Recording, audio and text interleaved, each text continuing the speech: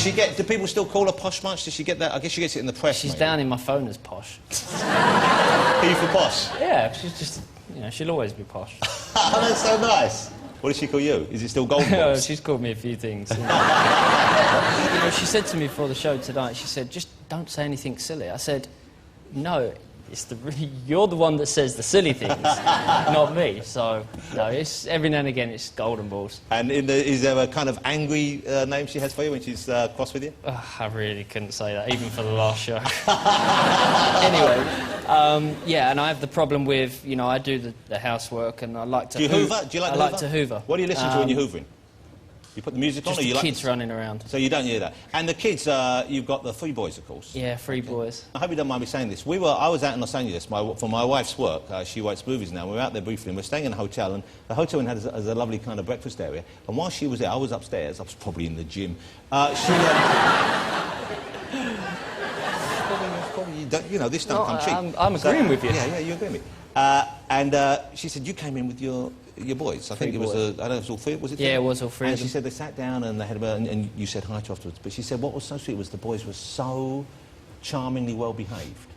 And she said, and afterwards, as you leave, she heard one of them say to you, Daddy, thanks for taking us for breakfast, Daddy. And she said it was just the sweetest thing. And they seem, I just met one of them, what sweet little boys. Do you know what? They are really sweet boys, and they're well behaved, because me and Victoria, you know, our parents were strict with us and we was brought up in the right way. And my mum's here somewhere in the... she's here this evening? Yeah, she's here. And, you know, we want to bring our boys up the way we were brought up. You know, we've got a fun house. They run around, they sing, they dance. You know, they love Pineapple Studios, actually. Don't we all? Funnily enough, yeah. They love Louis. And, you've got to have a bit of Louis Spence in your life. Yeah, of course.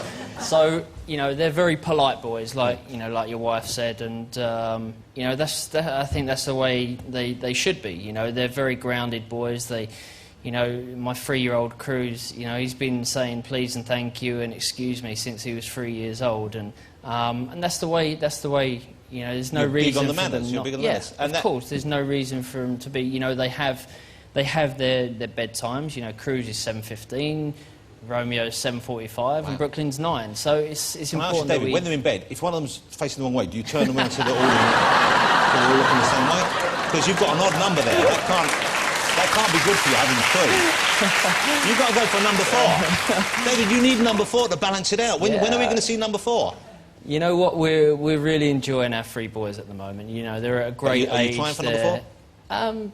We're always trying.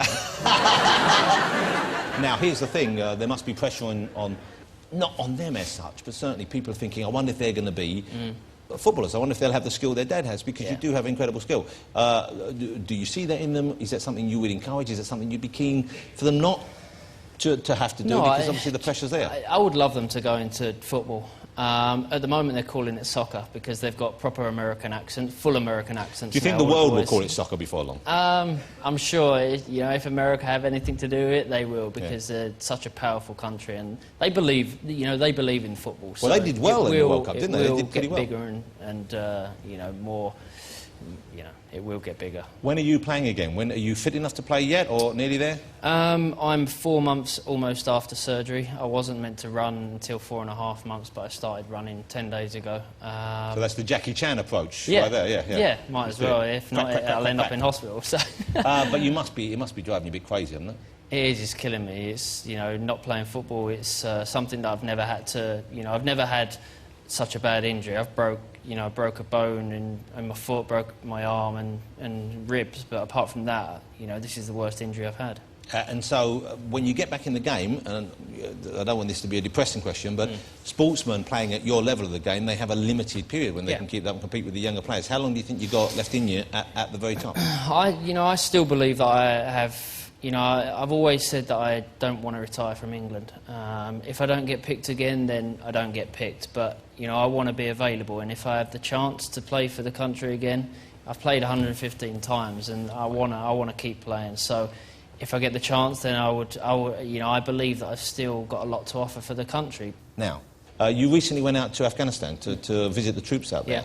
Yeah. There's a shot of David out with one of the boys serving out there right now. How did that come about? How did you get out there? What did you get to do with them? How long were you there? Well, obviously, since the guys have been out there, you know, I've always wanted to make that trip and wanted to go out there. But obviously, with playing and the training and the football schedule, I've never been able to. So as soon as I got the injury, I said, you know, to my manager, I said, you know, I really want to go out to Afghanistan.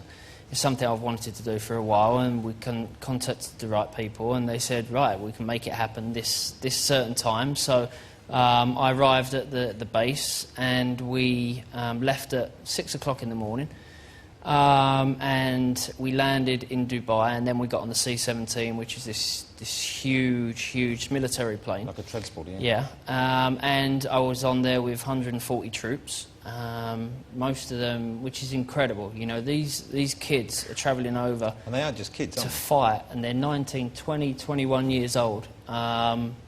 And...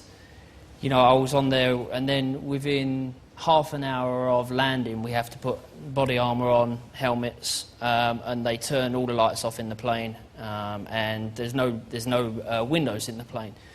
And then all of a sudden you circle over, and then you go in fast. So then we land, and then, you know, I'm staying with the guys, you know, eating breakfast with them, eating lunch with them. So you hung out, you did what they did. You did you had no exactly, different because, treatment. You you know, flew in the same way they did. And it's something that I always do when I do something. It's important to do something like that, and, you know, I don't need any special treatment. I wanted to stay with the guys, eat with the guys, and, you know, we had bacon and eggs in the morning, so the food chicken was, curry. it was great. And then Angel Delight. I haven't had Angel Delight for years. You don't have to go to Afghanistan. You can still get that here.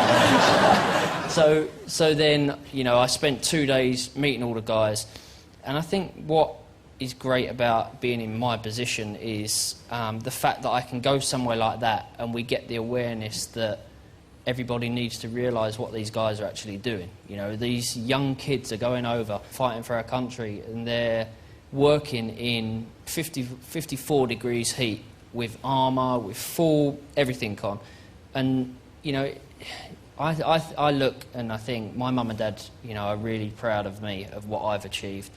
You know, what must these parents think of what their children, their husbands, their wives do in Afghanistan? You know, something as you know, as a English person, we should be really proud of that, and really support our guys. And it's something that I want to do in the future. I want to raise awareness. I want to raise, you know, money for the families that have lost, you know, their loved ones. And I think it's so important to be able to, you know, tell people, because until you actually go there and visit the guys and see and talk to them, and look in their eyes and see that fear's there, but they know that they've got a job to do and they know what they're doing. And speaking to them, they actually feel like, you know, a lot of them said, you know, we feel as if we've forgotten over here. And I said, actually, do you know what?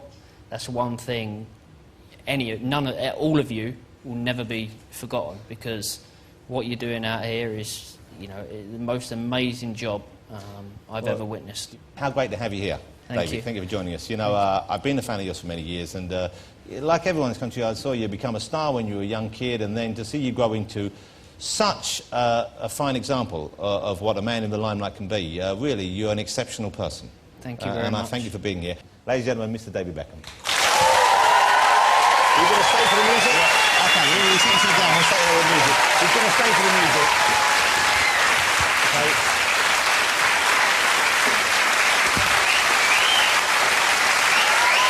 Thank you, David. That was great.